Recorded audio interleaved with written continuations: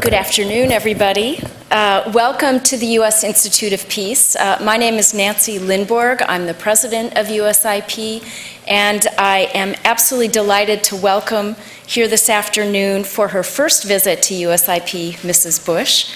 We're very happy to have you here. And I also want to welcome Ambassador Mohib from the Islamic Republic of Afghanistan, and Mrs. Mohib. Delighted to have you here with us. And we have many other guests here in the room. Thank you for joining us. Thank you for coming this afternoon. And for those of you who are new to USIP, we are an independent national institute founded by Congress 30 years ago and dedicated to the proposition that peace is possible, peace is practical, and peace is essential for U.S. and international security. And we pursue a vision of a world without violent conflict by working in conflict zones with partners, equipping them with tools, with knowledge, and with training. And there's probably no place where USIP teams have spent more time than in Afghanistan, working with civil society and government partners to help make peace possible. So we're delighted to have today a panel discussion to discuss exactly who are some of the powerful women helping to make peace possible in Afghanistan. And I have the distinct privilege of introducing our panelists and our moderator. Let me note that we will have ushers coming down the aisle to collect your question cards for questions after opening remarks. If you have a question, please write down your name, your affiliation, along with your question on the card, and we will make sure that gets on stage. So first, let me welcome Mrs. Laura Bush, former First Lady of the United States. She has long been an advocate for expanding the rights and the opportunities of women in Afghanistan. She's traveled to more than 76 countries, including 2 historic solo trips to Afghanistan. And today, as the chair of the Women's Initiative at the George W. Bush Institute, Mrs. Bush continues her work on global healthcare innovation, empowering women in emerging democracies, education reform, and supporting the men and women who have served in America's military. We also have with us today Ms. Mina Sherzoy, who's a gender activist with more than 25 years of experience in economic development and advocacy. And Ms. Sherzoy has extensive experience in capacity building and NGO development in Afghanistan. She's worked with the Afghan Civil Service Commission and government counterparts to increase women's participation in government. And currently, she serves as Kimonix Afghanistan-based senior gender advisor, and is also featured in the wonderful new book that we're here to celebrate by Mrs. Bush. Finally, I'm delighted to introduce Mr. Stephen Hadley, who currently serves as the chair of USIP's board of directors as our wise counsel and champion. Previously, Steve was the assistant to the president at the National Security Affairs for 4 years to then President George W. Bush. And from January 2001 to 2005, he was assistant to the president and deputy security advisor.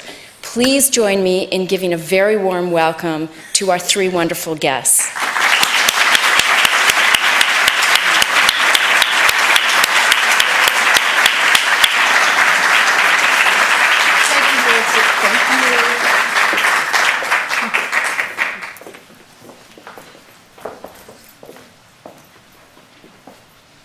All right.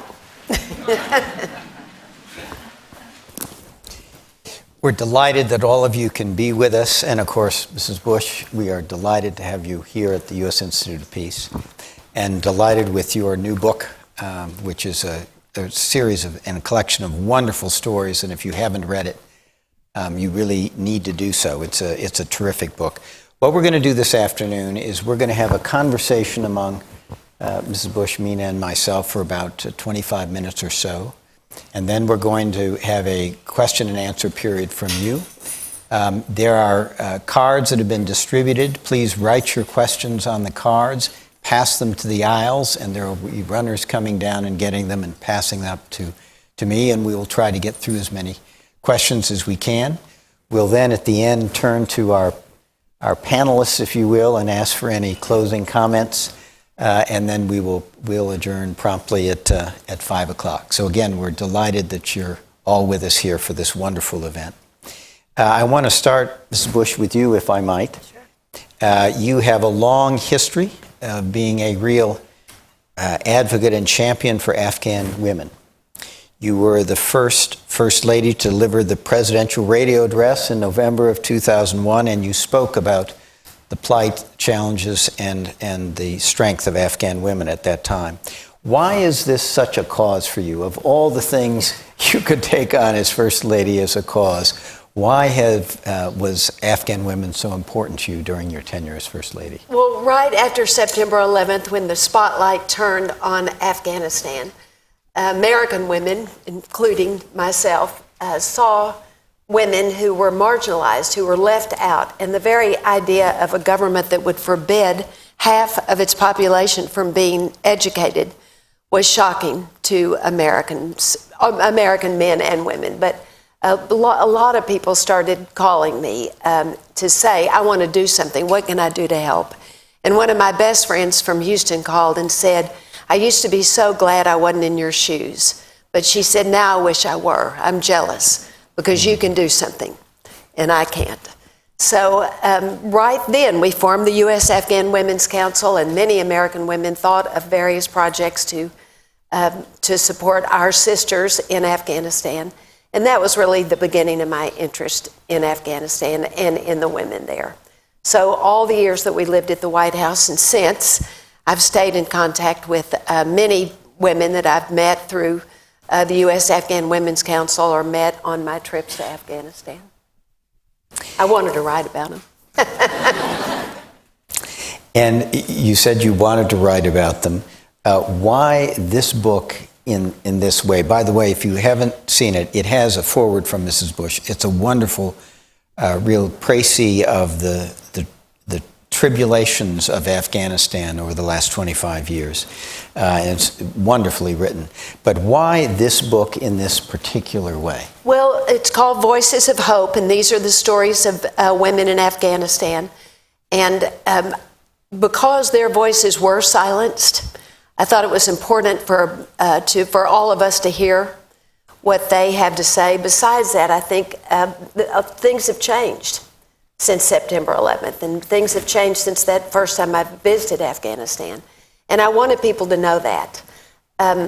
So I think this is a great way for all of us to learn not only about each of these women, and one brave man included his story, but also for us to learn more about the history of Afghanistan. I think we know it all, but their lives really show the history of the last, say, 40 years of Afghanistan, starting with, for many of them, when the Soviets came in 1979. And at that point, some of these women immigrated to Pakistan with their families. Some of them ended up in the United States after that. But nearly all of them went back after September 11th, when they could go back. Some lived there the whole time, through the years of the Soviet occupation and then the years of the Taliban, and are still there. But I think I wanted to tell their stories. I wanted Americans to hear their stories, and I'm thrilled to have this opportunity to tell their stories with this book. Mina, you're one of the people in that book. Yes. You were born in Afghanistan, came to the United States, spent most of your young adult life in the United States until 9/11, which was traumatic for all of us.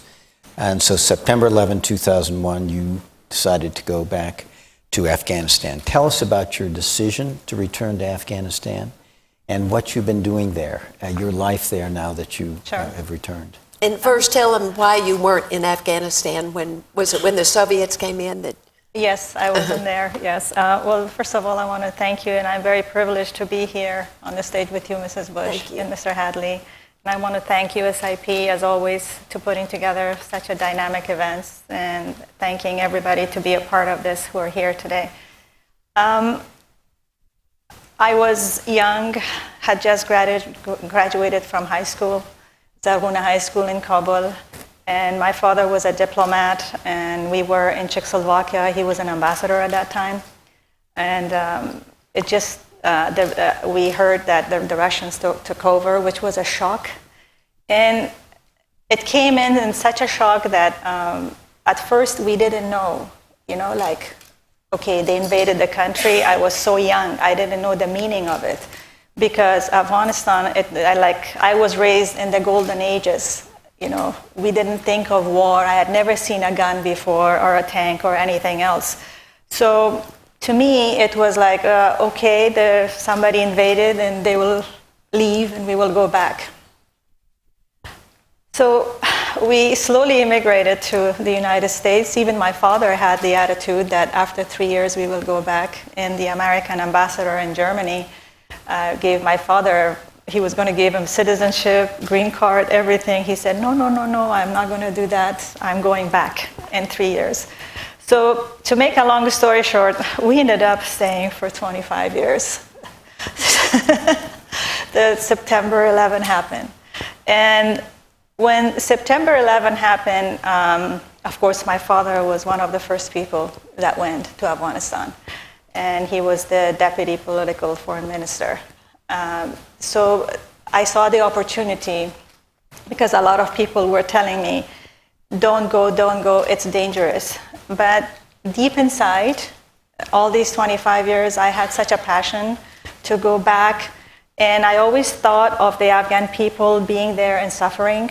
And I always thought of thankful and grateful for having all the opportunities that I had in the United States.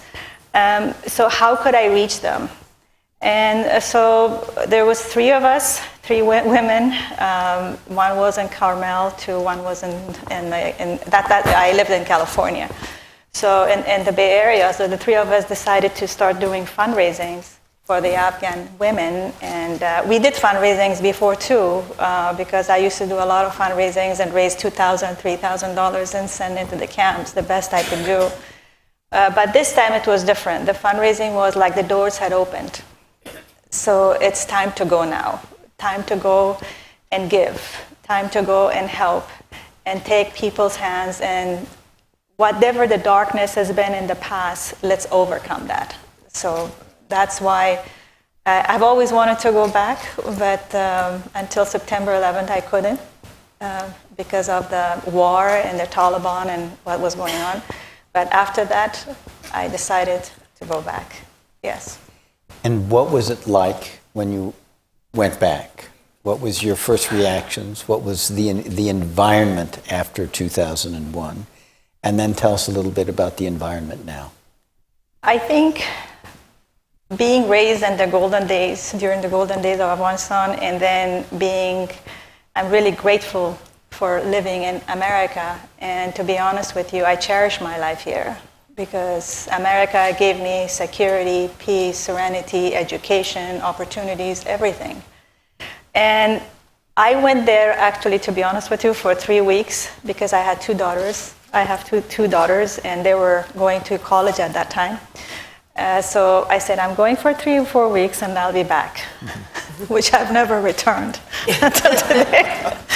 And so when I went back, one thing that I saw that triggered my heart and my mind at the same time, because when I landed, they took me, the driver and my cousin, they took me to the American embassy to register for security reasons.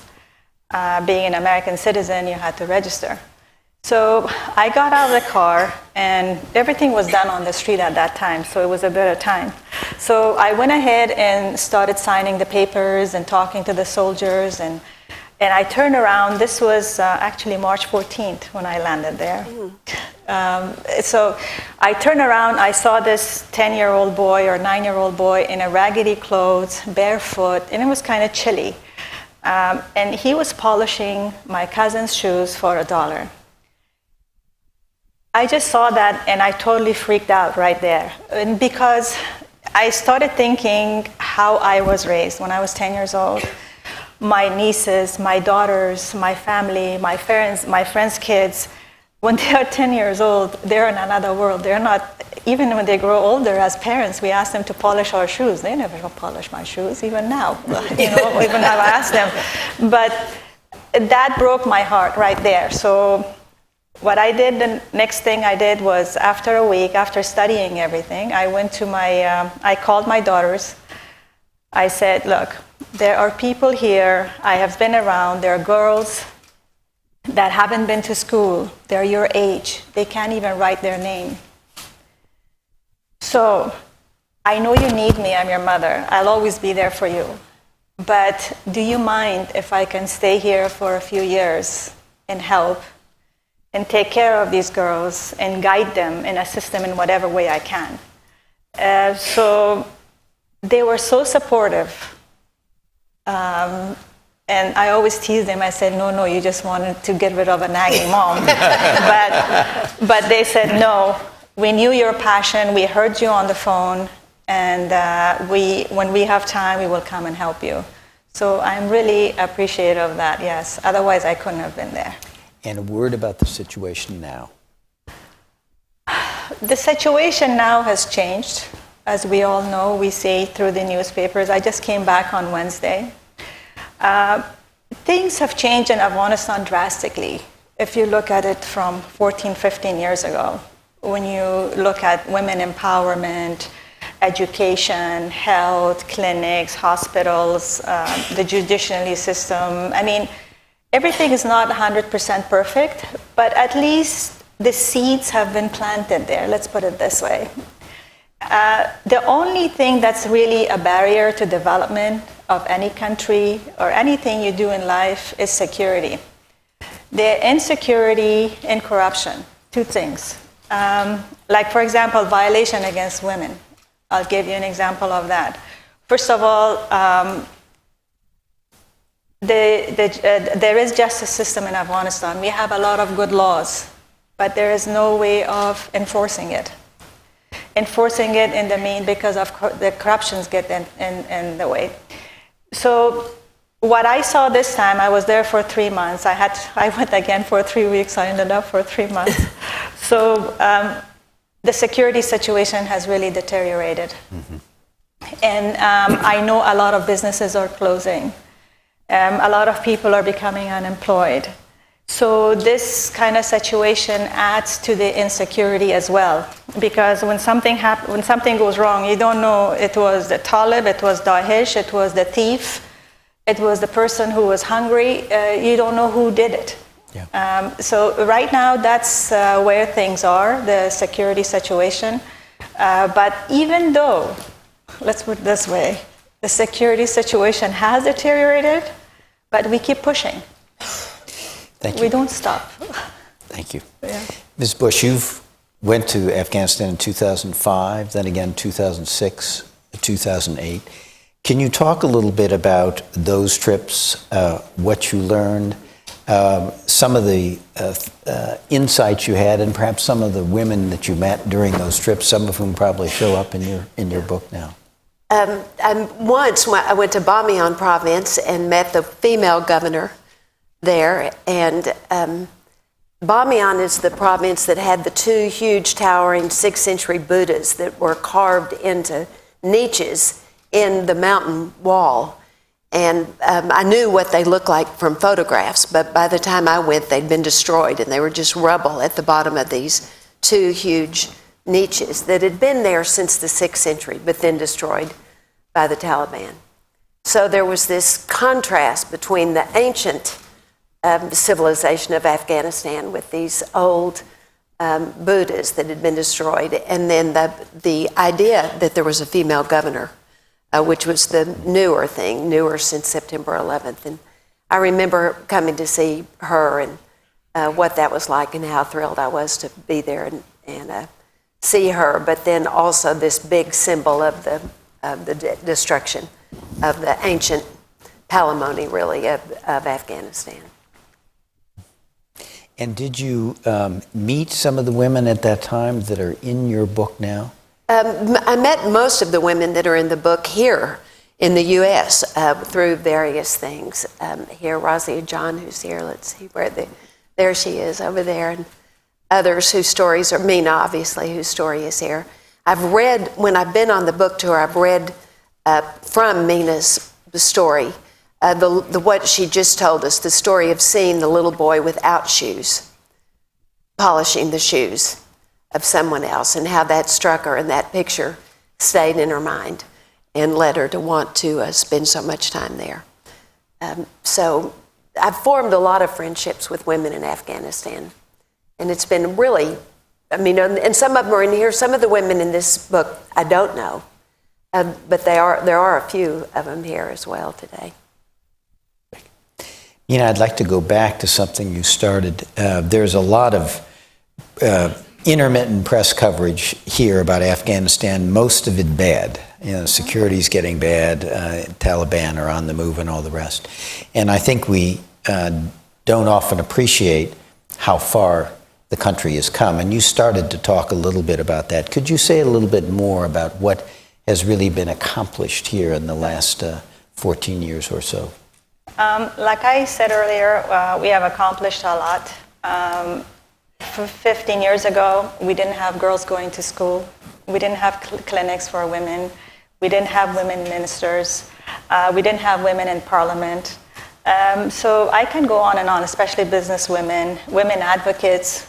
The first year when I was there, let me explain it to you this way. When I first went there, I was looking for women that they're doing the handicraft and the carpet weaving and all that. So I was looking for them all over the place.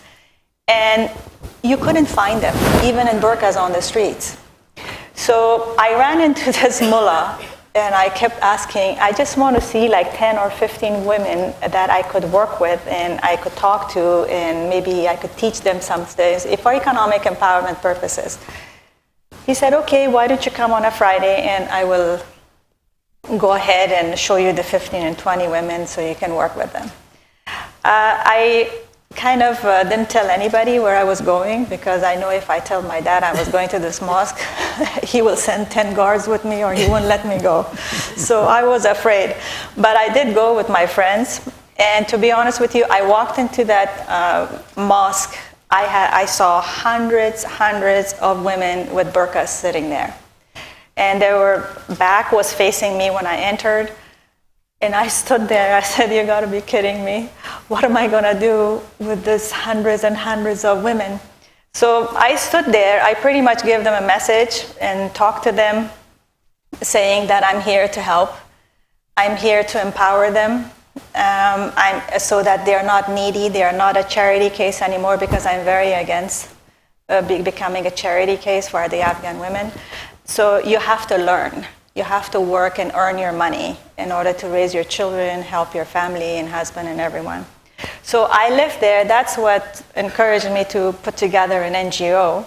So I put together an NGO for widows especially, and I registered over 10,000 women. And in 6 years, then we did an assessment. And to be honest, in 10,000 women, I had only 56 literate women. That's only high school I'm talking. High school, which is, some of them were 8th grade, 9th grade, so they were called literate. And so this is what happened. And then I was able to get funds from different institutions, donors, and I did the capacity building and tailoring, sewing, and English and literacy and computer classes as we started expanding. But looking today, you see a lot of Afghan women out there. This is what I'm trying to compare. Mm-hmm. On that time, you couldn't find anybody, but now you find hundreds and thousands of women out there, even in the provinces or in Kabul, on media. For example, you see them on television, the journalists, the teachers. I mean, they're all over the place. So it's not that difficult to find Afghan women now, thank God. Yes. One of the things in Mrs. Bush's foreword, there are some very nice statistics showing the progress on health and education. One that struck me, I think, teenage girls now, 36% literacy, 37% of the teachers in Afghanistan are now women. So really remarkable progress. And Mrs. Bush, I know one of the things at the Institute and the Presidential Library, you have been very instrumental in the Women's Initiative at the Bush Institute, continuing the work you started as First Lady. What kinds of activities are going on in that project within the Bush Institute? Well, at the Bush Institute, we've had 4 classes of women fellowships, 2 from Egypt and 2 from Tunisia. We began with those 2 countries because they were the first and most active in the Arab Spring countries. We bring women all from the same country for a fellowship so that when they go home, they have each other and they can introduce each other to their colleagues and their families and their friends and thereby broaden their networks. There's a SMU professor who did research that shows that your network is as important as your education level to your success. And in societies where women are inside more, they didn't have the chance to build the kind of networks that we as American women do. So we've had now 4 classes, 2 Egyptian classes and 2 Tunisian of fellows. And we'll do another group this year of Egyptian fellows. And our idea is just to continue to focus on these 2, so when they go home, they really have a broad network now with the 2 groups and everybody else they've introduced each other to. So that's one of the things that we're working on as part of our women's initiative. We have a women's health initiative. In Africa, we've added the testing and treatment for cervical cancer, which is the leading cause of cancer death among African women, to the PEPFAR platform, the AIDS platform that was set up when George was president, the President's Emergency Plan for AIDS Relief, that's all across Africa now. It's really helped Africans build a health infrastructure with PEPFAR money, treating AIDS to start with, but now adding the testing and treatment for cervical cancer to that. So that's our global health initiative, which of course is focused on women as well. We have a First Ladies initiative. We began with conferences in Africa with African First Ladies to talk about how they can use their roles in their countries while their husbands are head of state to work on issues that are important to them. We've tried to match them with NGOs or corporations that are active in their countries, and then talked about good governance. One African woman said, "Well, I know the government paid for your clothes." And we said, "No, they didn't." Milan Vivere happened to be there, and she immediately said, "No, they did not," thinking about Mrs. Clinton. But we do talk about good governance and the ways that First Ladies can help. And now we've broadened that to more than just African First Ladies. We have a First Ladies initiative with First Ladies from all around the world. What else? Here's Charity. She's the head of our women's initiative at the Bush Institute.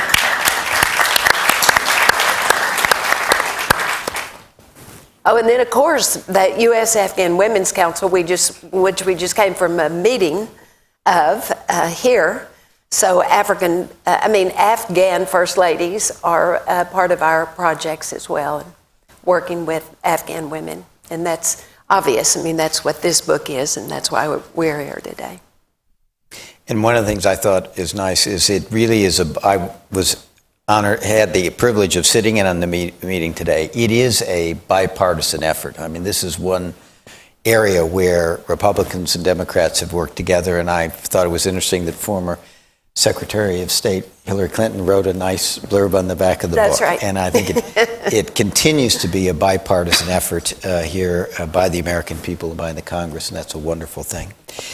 Mina, I'd like to go back to you, if I might, and just ask you, what is the sort of the frame of mind, the spirit of Afghan women today? What are they thinking about? What are their hopes, particularly the young women who have seen such a change in their lives? When you talk to them, Sure. What's their frame of mind today? What are their hopes? What are their fears?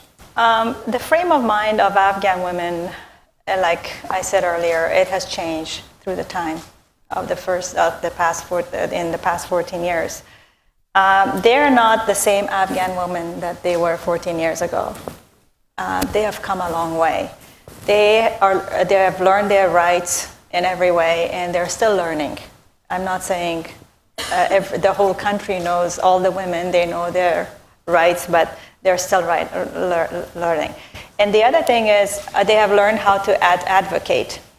And their spirit is high all the time. One thing I found about Afghan women, no matter if it was the golden ages of Afghanistan or the bad days, or it doesn't matter where they are, how bad it is, they have a high spirit. They're very brave, they're very courageous, and they have this strong inner hope that it keeps them going all the time. I have seen women that has really been through a lot of hardship. And it just surprises me that how she comes to work the next day with a smile on her face, and still you don't know what she has been through. And it's that mask that she wears, I call it. It's that mask that she wears in order to look strong, to move on, and to convince her children and her family it's okay, that everything would be fine. And of course, just like everybody else, Afghan women are like the other women in the world. We're not any different than the Afghan women. It is just the difference is what kind of opportunities are given to them and what kind of opportunities are given to us. That's the difference. And the insecurity also plays a major role for them. So Afghan women, and overall they're in high spirits, and their dream is to be just like everybody else, a normal mother, normal wife, normal citizen, and they just want to live just like everybody else. Even though, like I said, things are really getting rough these days, but I don't know if you have seen the news and all that, how they're pushing on the Farkhunda case. They're going, they're advocating, they're all over the place. Just one example. So nothing stops them. We're going to turn shortly to some questions from the audience. I have lots of good questions. We'll try to get through as many of them we can. I'd like to have a question really for each and both of you before we do that. One is sort of on balance, are you hopeful for the future of Afghanistan, and what can we, the international community, and we as Americans do to try to sustain the gains that have been made? Ms. Bush, could I start with you? I am hopeful, and I'm hopeful partly because of what Mina said, because I do know the spirit and the strength of Afghan women. And I think that comes across in the book and in the stories of the women that are interviewed in the book. So that makes me hopeful. I also think that the whole international community, we in the United States as well as the whole international community, needs to continue to do whatever we can to support women in Afghanistan and support the Afghan people. We need to help them build an economy so people can have jobs, so people can make money, so that people can become independent. Those are the things that we need to continue to do. But I also was heartened that President Obama chose to keep our troops there. I think we need to keep the troops there. We need to make sure that that Afghanistan has the security to be able to build the stability to form their government and continue to work on what they're working on. I know Mrs. Ghani, the new First Lady of Afghanistan, is very effective. She's a member of our U.S. Afghan Women's Council that met earlier today and sent a message to us. She's hoping to build a women's university with women professors, so that still when the traditional fathers don't want their daughters to go to university because of going with men or having men professors, that there'd be an option for women. And I think that's a good way that Americans could support her, and that is to try to help in that way as she builds this women's university. But obviously the most important thing is the security, and our troops can help on that. Mina, same question to you. Are you hopeful? And what should we be doing? I acknowledge Mrs. Bush, and I agree, because without security, security is the number one thing. Without security, you cannot move forward. Everything starts collapsing around you. And we don't want the international community to leave as well. Mm-hmm. We have started something as the international community, and we have to continue and make it really solidify, make it happen, and show the world that, we were there not 15 or 20 or 30 years, and it happened. You just don't want to leave a country in chaos when it's in chaos, and that shows the failure on the international community. Mm-hmm. So we have to continue what we're doing, and we have to really pour more money into development than the military. I'm sorry. It's just, if we have capable people, and if people have food on the table and they have jobs, why would you need military? This is a question for me, because I'm not a politician, but I'm an activist, so that comes to me all the time. So for me, first comes the development. Yes, we do have to train the police to a limit. We do have to train our military because of our neighbors.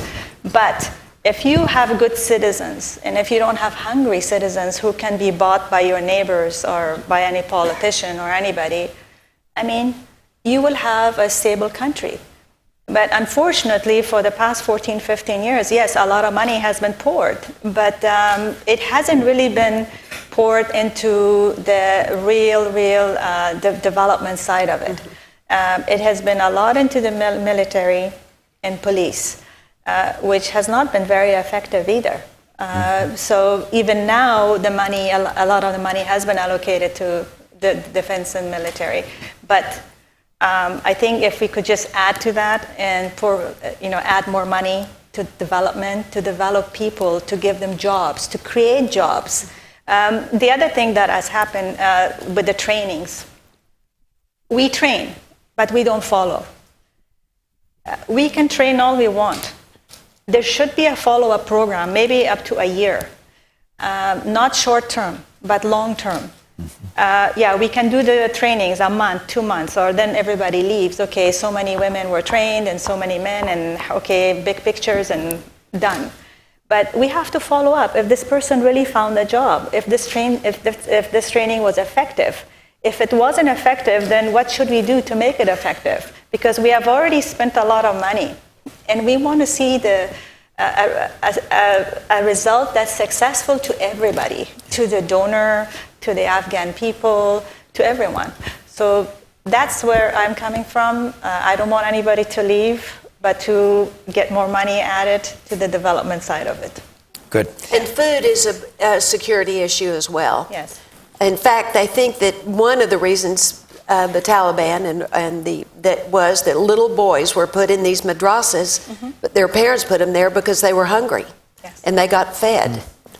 So their food ends up being a security issue mm-hmm. as well. I've been reading this one part of the book that I think fits what we're talking about right now.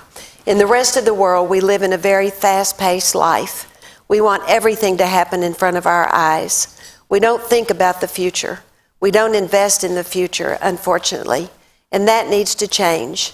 I'm sure other nations have gone through this societal change probably hundreds of years ago. I think it'll happen in Afghanistan. We just have to be patient and not give up, because once you give up, you have to start from scratch all over again. Here. Talking about the non-security side and an issue that's very dear to the heart of USIP. This is a question from Barbara from PAE for both of you. The U.S. government is implementing the largest rule of law program of its kind in the world in Afghanistan. What should be its focus in the next 5 to 10 years, particularly as it pertains to women and girls? Mina, do you want to take a shot at that one? Sure. Good luck. Like I mentioned earlier, the rule of law, we have laws. We have many laws. needs to be enforced. We have to learn how to enforce laws and how to use laws. I remember I did in my NGO for 2 months, I had a training for women lawyers. This was probably 10 years ago. And it was very interesting for me to find out that one of the lawyers, she was being abused by her husband at home, but then she would get out and go to court and try to defend everybody else. So when I found that out, I sat her down. I said, if you cannot defend yourself, how can you defend others? She started crying. She goes, even when I'm standing there trying to defend others, I'm not making it. Because the judges that are there, they have already been paid, or they're stronger than me, or the one who's across the table from me, the other judge, the opponent, the lawyer is stronger than me, and I always get defeated. This is why I need this training. We need to really focus on women and judges and the attorneys, starting from the university. That's where we need to start working. Maybe the second and third year of the law university, to start kind of practicing with them and advocating for them and teaching them how to defend themselves first. In the house, if you cannot defend yourself within your home, within your own circle, then you cannot defend yourself outside or defend anybody else. And I also know lawyers and attorneys in Afghanistan that are women. Let me tell you, they're very tough, but there's just a few. There aren't that many. And I think we need to really tap and focus on the younger generation that are going to be the next lawyers, because the lawyers that are there from the past, maybe 45 or 50 at that age, I'm not trying to discriminate or anything, it's really hard for them to change their way of work and their way of implementation and attitude and all.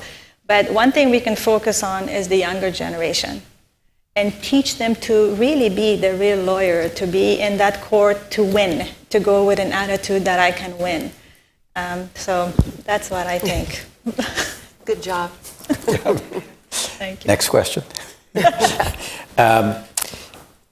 ask such a hard one. Yeah, they're all hard.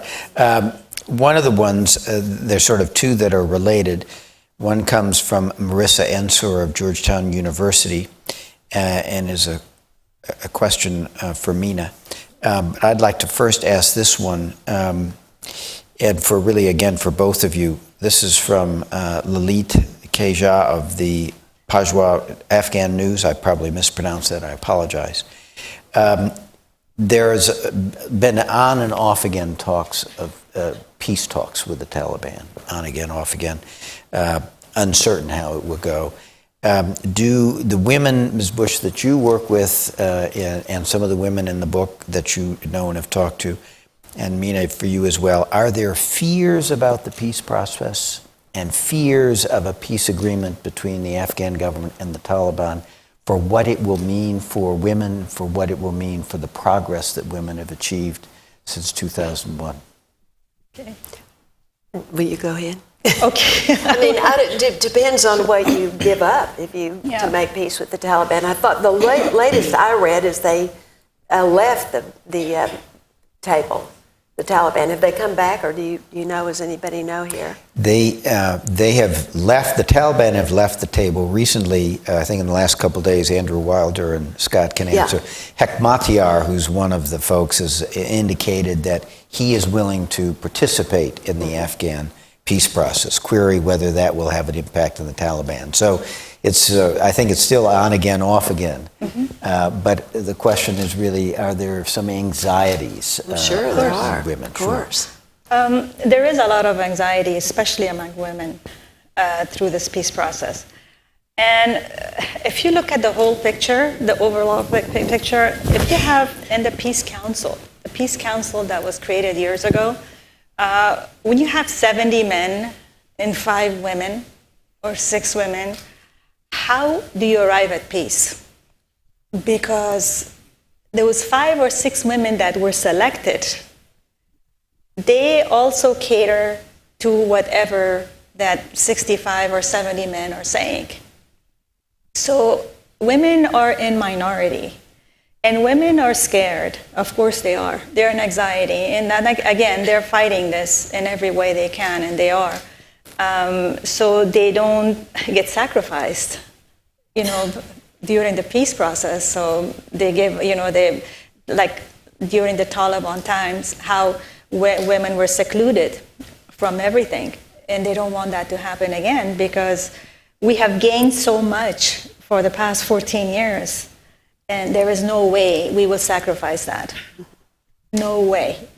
It doesn't matter what, I could tell you this because I always have these gatherings, these women, and when they come from these meetings, you should see their faces.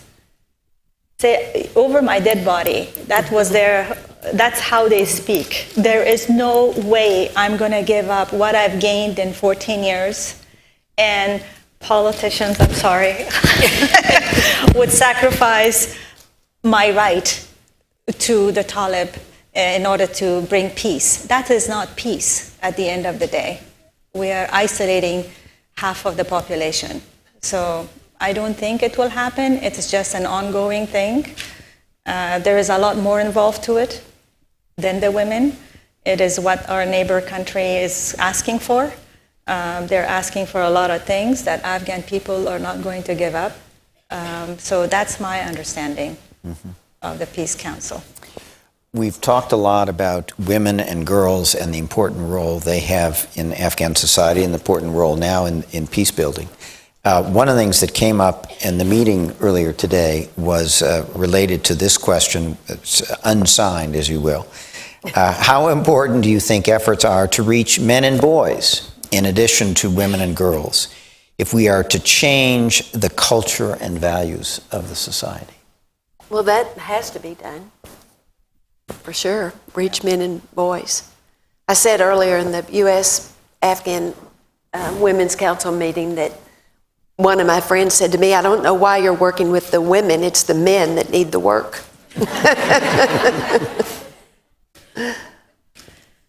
And there are efforts, and we did hear that in the meeting earlier, to work with men, to talk, or boys especially, to talk about peace and conflict resolution and all of those other things. But I think what happened is these boys weren't parented. The ones that are grown up now that are the terrorists or the Taliban. They didn't have parents who taught them how to be men and taught them how to, mother and dad that taught them how to live. Instead, they were sent to these madrasas and they were brainwashed and they were not taught how to get along with people. And that's what a good family does, a mother and a father. And that is teach all the children, the boys and the girls, how to get along with other people and that other people's lives matter, too. Mina? I agree with you, Mrs. Bush. But there's one thing in being in Afghanistan for the past 14 years that I've recognized. Yes, we first have to work with the boys, with the men. Because if the men and the boys are brought up pro-women, then we don't have to Exactly. do anything else, any problems. And in the meantime, what has war done to these men? We have to look at it this way, and I cannot blame them most of the time. It's because that boy that was born 30 years ago, he was born during the war. And you have to be protective of the women and children and the girls during the war. So then the Taliban came, so that was like an icing on the cake for this whole thing, the mentality. So that boy has been raised with that type of a mentality, protect your woman, don't show your woman, don't show the girl. And right now we are going through a social change. And it's gonna take time. It's gonna take probably another generation or two for men to come out and say, yeah, it's okay for really in a very normal way that we're doing it here. It's okay if my daughter goes to work. It's okay if my daughter goes to the movies. It's okay if my daughter does this or that, or my wife. Right now you see these challenges, it's because of the war. The war has brainwashed the men in Afghanistan, and that generation is still there. and it's going to be there for another maybe 30 years. But it's going to take a long time, maybe 2 or 3 generations, so you could really see the change. This is a related question from Mira Ayazi, who's a student at George Mason University. It's a little long, but it's a good one. As a first-generation Afghan American, I've been raised to learn how to balance my Afghan heritage with my Western surroundings. Given that Afghanistan has a patriarchal structured society, what clashes or conflicts have you seen arise as a result of the resistance to women's equality that some may view as a Western idea rather than an Afghan idea? And how have you seen balance created with tradition and this so-called Western idea of women's equality and empowerment? Okay. Go ahead. It's beginning to be like Jeopardy. Yeah, exactly. Well, the first thing that's very common is the word gender. The word gender in Afghanistan, I mean, the gender is equality, empowerment between men and women and all of that. I mean, we know what it means. It includes male and female. But when you talk about gender in Afghanistan, they all think women. They think it's a Western thing to have equal rights of women. While, to be honest with you, in Islam, we do have equal rights for women. There are rights for women. There are good rights for women. And what happened in the beginning, when we all first went, everybody went in without doing their homework. Everybody brought in the Western ideas and unloaded in Afghanistan without thinking, what is the culture? What is the acceptance of all of these things? How would people take this? So when we started all these gender trainings, it didn't go very well. So you had to rename these things and really let people know what it really means. And as an Afghan American, when I've been there, I've watched, they would perceive you as an Afghan, no problem. But later in the day, you know, they would say, okay, you're here, I know you're helping me, I know you did this for me, but you know what, you have a passport, you're going to leave. You have that option. And I always tell them, yes, I have that option, but I'm here, no matter what. And that's one of the reasons. These are all the perceptions, because Afghan people, they really have to trust you. And I don't blame them for not trusting anybody, because, to be honest, everybody has come in and invaded and left and ruined and took. So they don't trust anybody. And it has to do with the war and the way they have been treated. And now, for the past 14 years, yes, thanks to international community, thanks to all the donors, they have been there, they have pushed issues for women. Like, for example, politically, to be in the Senate, to be in the parliament, to be in the government, I mean, the 4 ministers. So it has been the foreign push as well, not only the government.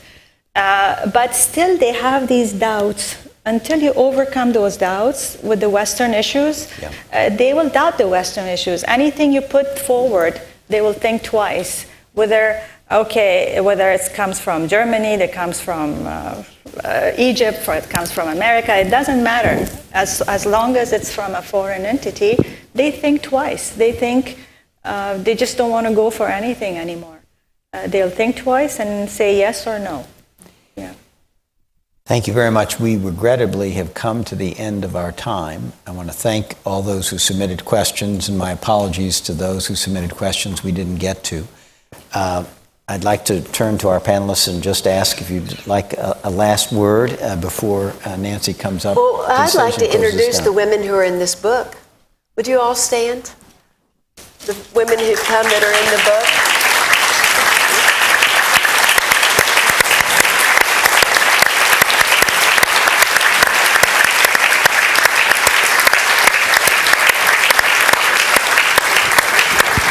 And I also want to say, I think we've left too bleak of a picture. It's not as bad as we made it sound today. it is important that we all stay involved as Americans in Afghanistan. It's important that we keep our troops there and to try to give Afghans the security and this space of security as they continue to build their country, and for all the international community to continue to do the things they're doing. In our meeting earlier with the U.S. Afghan Women's Council, one of the things we thought is so many nonprofits have gone in. Maybe we ought to figure out how to get some for-profits into Afghanistan so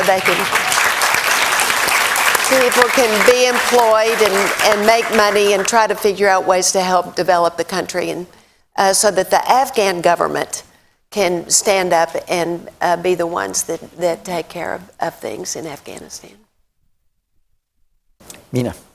Okay, I just want to add something to all of this. When I saw the book, Mrs. Bush, I'm really honored, as always, to be around you. Thank you. And I'm thankful to the U.S. Afghan Women Council. They have done an incredible job. When I saw the book, it reminded me, it took me back to 14 years ago. So I want to read something to you. I just don't want to mess up. The Honorable Mrs. Bush, I would like to thank you on behalf of Afghan men and women for all the work you have supported and cared and the care you have given the Afghan women and children. You even went to Bamyan. I do remember those days. I gave my first lobbying speech in Chicago in 2004 in front of 400 American businessmen and women. I had to convince many leaders with my speech to believe in Afghan women's capacity and to fund for the projects.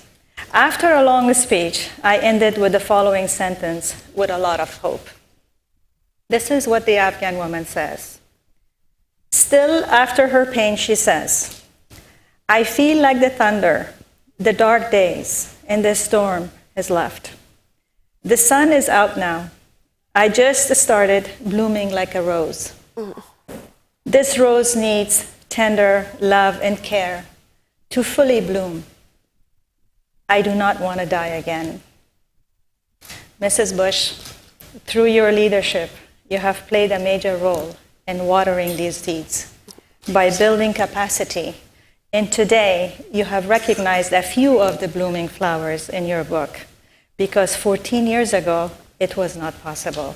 And I thank you from my heart. Thank you, Mina. Thank you very much. It's so, so sweet. Thank you very much. Thanks, everybody. Thank you, Steve. Appreciate you. Thanks a lot. On behalf of all of us here today and on behalf of U.S. Institute of Peace, I want to thank Mrs. Laura Bush, Ms. Mina Sherzoy, and of course Mr. Steve Hadley, our chair. Thank you for reminding us that after 37 years of war, it will take a long time, maybe generational, to fully emerge from that conflict, but that there are extraordinary signs of progress and much hope. And so thank you for your collective passion and inspiration this afternoon as we look at the pathway forward. Mrs. Bush, a special thanks for you for what you've done for Afghan women and women around the world with your work at the Bush Institute. And thank you for bringing these beautiful, powerful stories to all of us with your wonderful new book, Voices of Hope.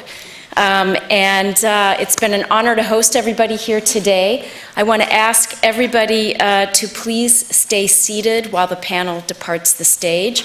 And please join me in one more round of thanks and applause for our wonderful panel.